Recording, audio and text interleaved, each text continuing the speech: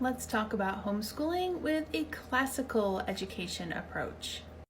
The classical education approach is borrowing heavily from ancient Rome and Greek educational styles, and it's broken up into three stages: grammar, logic, and rhetoric.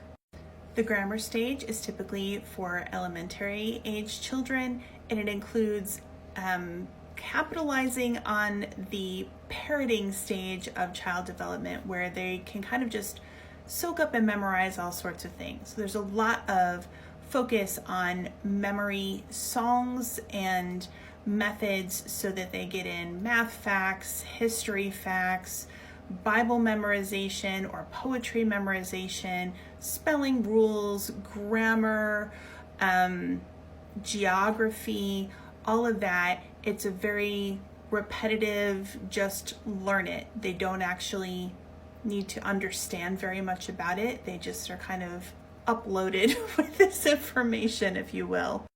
Next comes the logic stage. So this is where they're taking kind of the starting information that they've gotten, and they're going to learn more about cause and effect, scientific method, how to critique what they're reading and learning, understanding more about events in history. So it's sort of the next stage of building upon the foundation that was built in the grammar stage. The rhetoric stage you see at the high school level. This is where the students are taking what they've been learning and they start to apply it to their life. So they're doing public speaking and being able to kind of more fully develop their own thoughts and beliefs about how these experiences and knowledge apply to their life. Classical education tends to be very big on learning Latin and often Greek as well. They're also into the Socratic method for discussion. Big buzzwords in the classical community are rigorous and systematic. The other thing that's kind of cool about classical education is that there's a real awareness of the interconnectedness of all subjects. So it's not like math is over here and history is over here and art is over here.